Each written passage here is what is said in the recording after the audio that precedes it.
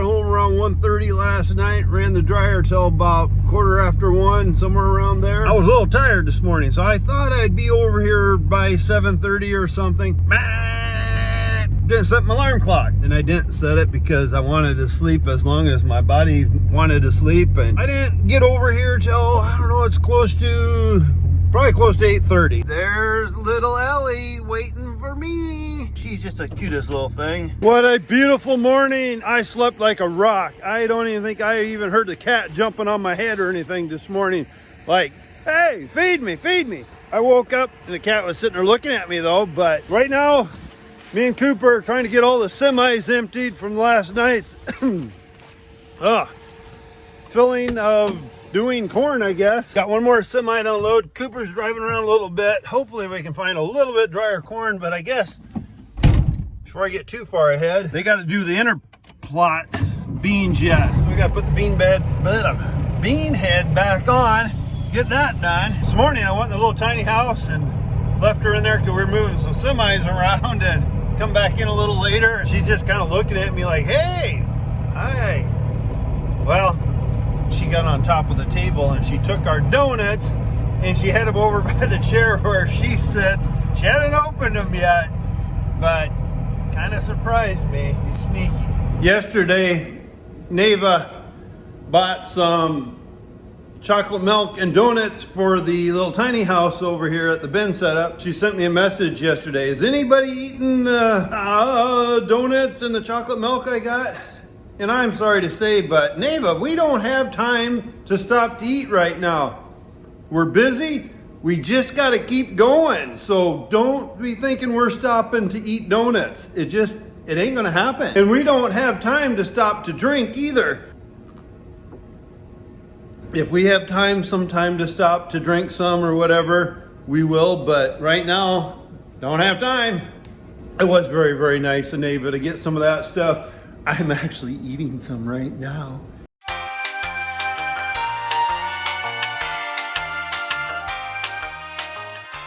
Cole's outside there. Cooper's in the combine. They're going to drop the corn head, put the bean head back on. In the inner plot over here at Cole's place, we got some beans to do. I don't think there's too many acres. I don't remember if they said 20 acres.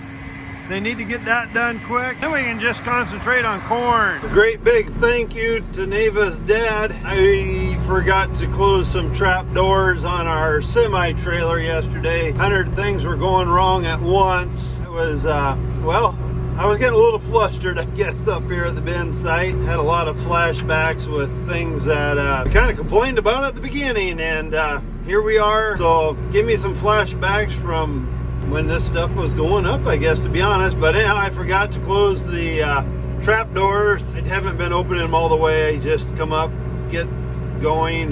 But this is going to go on the dirt pile because you can see there's rocks and stuff in there. It's impossible to get them all out. We do not want them in our, if we can prevent it, we do not want them in our augers or anything like that. Yesterday over here at the bin site, it was just miserable all day. I can't lie, it was absolutely miserable.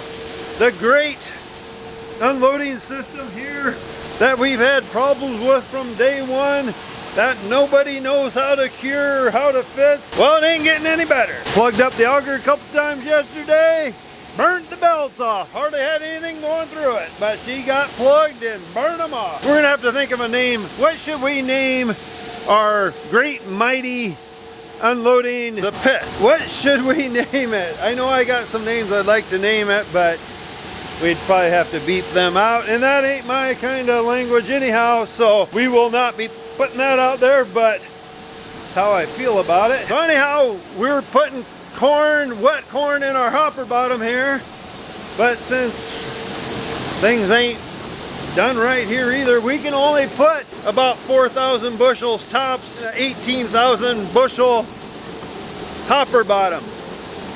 So 4 semi-loads versus 18 semi-loads. So we can only put some in this cone. Very slow. But anyhow, today's a new day. I'm not looking back at all that stuff that I had no control over. Well, I wish I would have known stuff sooner. But we're putting corn from the dryer, our old old antique dryer, which actually does a good job, but this corn's running about 20% moisture, so it takes a little while to shoot it through the dryer. But we're putting it in the bin here at hot corn, and then we're gonna blow air on it. Little girl wants to see what's going on also. But I don't know if you can see it very well in here. We're getting a pile of corn, but I need to get the floor covered so I can turn the fans on. So as soon as we get the floor covered, which hopefully in another few hours, then we can turn the fans on, because then that will blow air in there, cool that corn down. We don't want it to sit there and sweat too long. There is the antique.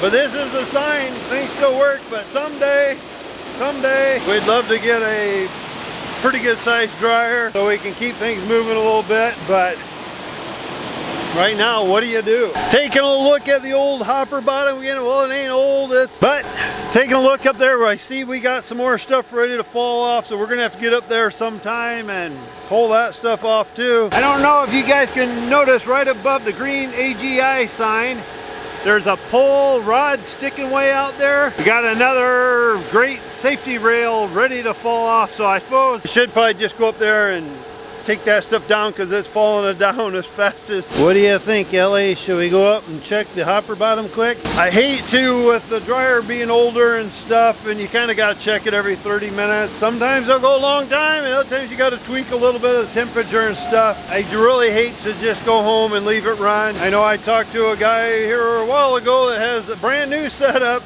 and when he went home that night, everything was running good, and he had an air system that took the corn up into the bin.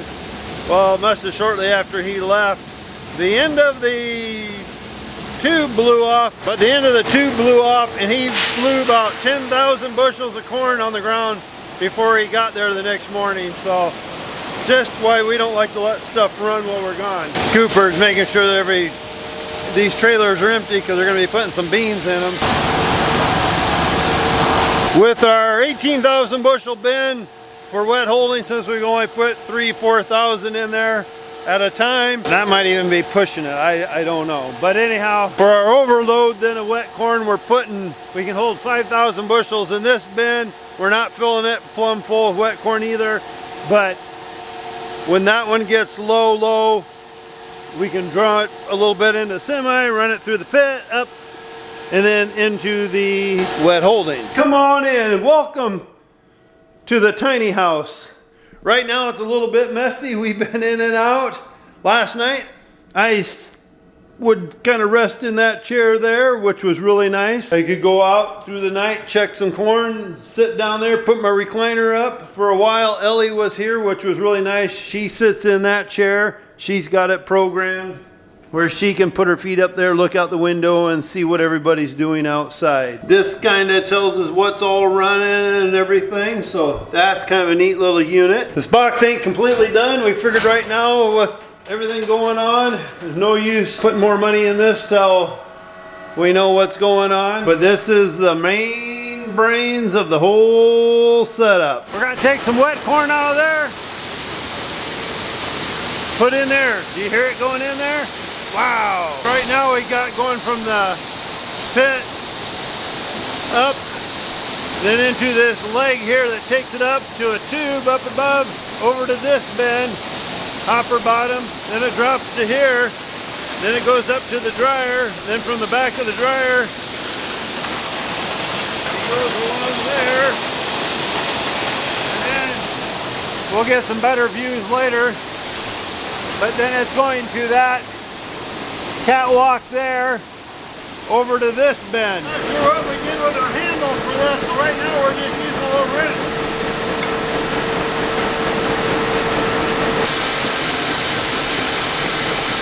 Probably better take a sample.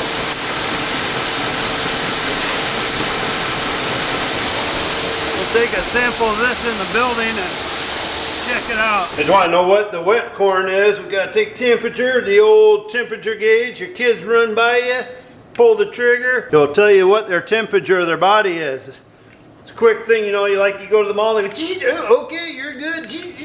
Yeah, real accurate. Looks like about 60 degrees. So a little while I got to probably adjust the dryer. 23.5 to 24% probably. Looks like Cooper just brought me some French fries, cheeseburger. Looks like he's having little miniature tacos, but he's bringing food out to the boys out in the field. It's always hard when you change different moisture of corn for the grain dryer. It just makes it hard at times. One thing I like to do when I'm at a restaurant, I take my french fries, mainly if it's one of them bottled ketchups that got the little pints on them. I love to take my french fries, put the ketchup on it, and then eat it, and then do the next one. But you can put just the right amount on. You should try it sometime when you're in the restaurant. Ellie, you better come outside with it, because I know you'll eat my food while I'm gone. I've done that before. You forget about it, you run outside for a minute, come back, little pup, she's sitting there licking her lips, and she ate my food. I'm gonna slow that dryer down just a tweak, and then I'll check it after eating stuff. We're kind of letting the dryer adjust a little bit with putting wetter corn in. I keep tweaking it down. So hopefully we're getting real close to having it run about right. I'm hoping. But we're gonna jump in the little Ranger and go out and see how they're coming on getting the corn ready. Nice thing is with this little bugger, if it's warm out, we turn on the air conditioning. Cold out, turn the heat on. What do you think, little bud? Should we go out and see what the boys are doing? Now, off we go. Yee-haw! We could have walked this little distance. Yeah, we could have. But not when the Ranger's standing here.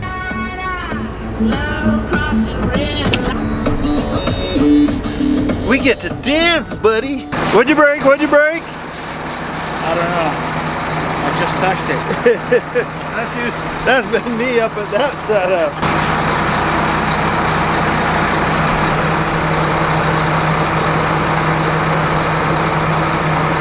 Well, hopefully they don't perk the loads at me too fast, because I won't be able to keep up right now. Drying some wet corn. We got to get that through the hopper bottom. I don't want that sitting in there very long, because it will heat up. 38 degrees I think tonight, so there is some frost warnings out here. So we'll probably go from air conditioning today to insulated long johns tonight in bed. I'm just a cruising. Last few days or so it's been just kind of running around getting all the bugs worked out of everything. Ah, shoot, I should go up and take care of that problem too. Well, we'll see how it goes here in a little bit. But it sounds like we're getting ready to go out and harvest some corn. They're hoping we got a little spot. I talked to the LP man, see how they jump around there? But we're hoping we find some dry corn. Talked to the LP man today, Shannon, and he goes, we're basically the only one over in this area using LP right now. But maybe with our corn being a little greener stalks, hopefully that means a little better stock quality for us. But I really don't know on that. Oh, harvest time, like right now, it does bring back a lot of memories to me when I was a little boy. Just kind of fun things you think about. I was peeking the bin one more time, and I'm waiting for my floor to get covered up. Can I get up there, Ellie? Can I get up there, bud? Trying to get some corn in here. Once I get the floor covered up, which is getting real close, then we can turn on the air. I might just turn it on when you're putting hot corn in these things. You don't want to leave it in too long hot.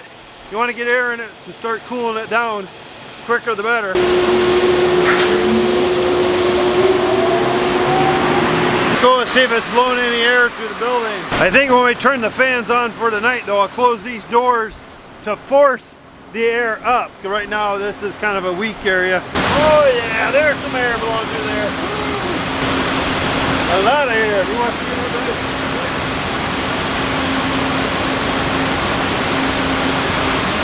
If it gets down nice and chilly tonight, that'll be a real good night. Main thing is I want to turn on the fans, make sure everything's working, which we did test them the other day, but I thought, you know how it goes. We got to run over to the dryer again and take another sample. I got my great little handy dandy scoop so I can reach down the back of the dryer and not get my hand down in there. About 145. Taking the corn out kind of warm. I can't slow the dryer down slow enough for this wetter corn. So we had to turn up the heat a little warmer than I like to. But what do you do? There's a little line in there we got to watch. Right in there. The old antique. Oh, this is gonna be hard. This is gonna be hard with one hand. We're about 18 and a half. And then we go down here and we were what, 150 degrees? So we actually take off 3 points. 17 half, 16 half, 15 and a half, boys. So that ain't too bad. We're gonna take it. We are going to take it. And then we push this button up here. The corn will go down there.